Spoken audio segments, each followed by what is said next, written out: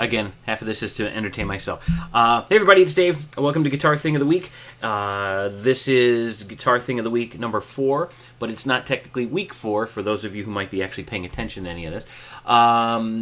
Last week was the 4th of July for 2013, and besides multiple band rehearsals, I had multiple gigs with multiple bands, and a relatively busy week of guitar lessons as well too. So I did not get a chance to do the Guitar Thing of the Week in its entirety, or at least the production of it.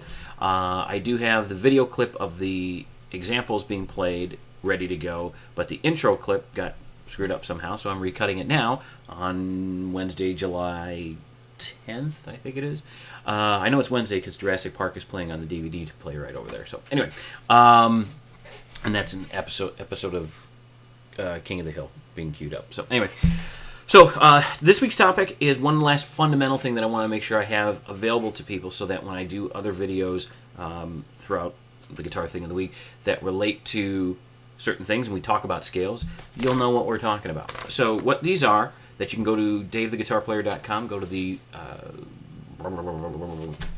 that page, you know, the page, the Guitar Thing of the Week page, and look for the copy of the major scale patterns and their accompanying major scale common fingering patterns pages. Download them, they're free, and I will use these as a resource for the information that I'm about to play for you in the next clip. So if I remember correctly, I have shaved. I shaved before the last clip.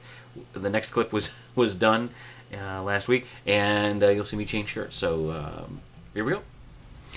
All right, so here we go. What I'm just going to do here is I'm going to give you sound examples or performance examples of all 7 of these pentatonic. It's been a long week.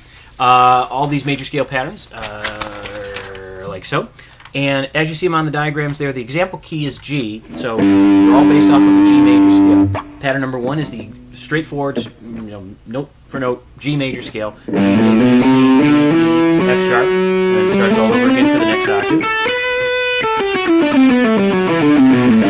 Back down. Pattern number 2 is basically the same group of notes, but starting off of the A note, or the second note of the scale that we just played. So here's pattern number 2. Pattern number 3. Pattern number 4. 5. 6. 7. And Do. Back to Do. So, which is just the octave from where we started.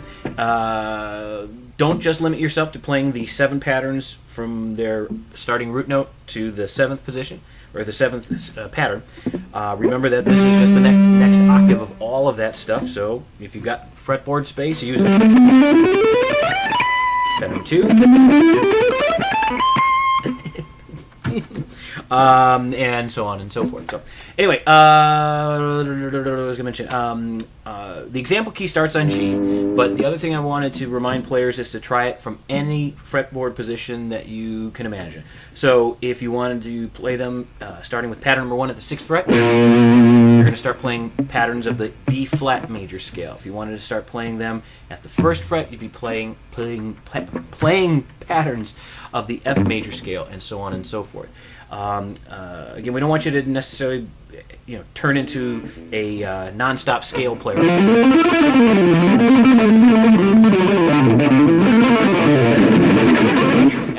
We want you to just know the fretboard so that we can expand on it, so that if you want to run a scale, that's great.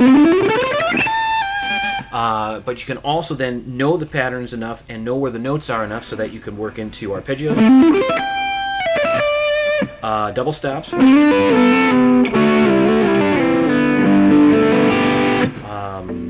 triads, and so on and so forth. What was the other thing I was going to mention about the fretboard and the scales? And I can't remember. So,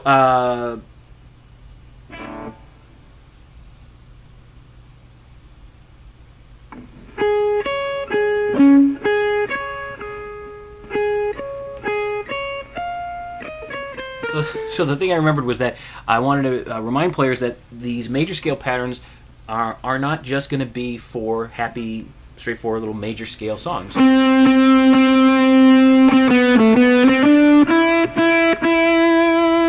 There's my droid in the background. They obviously will be used for those kind of happy major scale sounding songs, but they're also going to be important to use for things like the different modes of the major scale. For example, this little happy F major scale portion, in that exact same pattern, is also a really nice, cool, dark sounding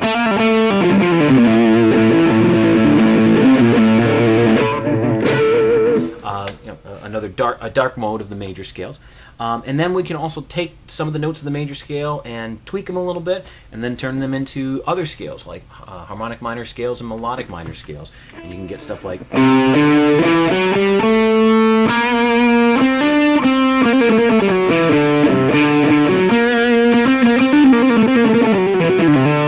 So the whole idea is that once you know the foundational stuff, the simple, straightforward major scale, we can then alter it and tweak it and get all these other sounds, these great big giant sounds of colors that you can use for scale-related playing. But obviously, you can use them for we break we break them down so that we can turn them into arpeggios,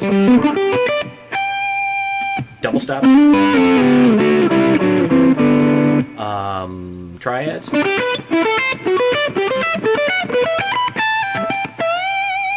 And so forth. And even if you get just into single string stuff, as I go to two strings and so forth. But anyways, I think you get the whole idea. So practice up on the major scales, and if you have any questions, comments, dilemmas, songs, things in general, ideas for me to ramble on here on the show, please stop by the website, DaveTheGuitarPlayer.com. Yeah, www.DaveTheGuitarPlayer.com, and drop me an email via the email, which is dave@DaveTheGuitarPlayer.com. Stop by the website as well if you're in the area and you like to see some good music. Stop by the upcoming shows page to see where I'm going to be playing at next with some of the great bands that I get to play with. And if you're looking for a guitar teacher, if you're in the area, you like a live in-person guitar teacher, hit me up for the website as well. And or if you're looking for somebody to show you some stuff via Skype, you can do that there as well too. So, and stop by the music page and check out some of the music. If you like it, please download it. Please pay for it, and help me put money help me put money in here, and then I can put food in here. Not that I need any more of it, but you get the idea. So, all right.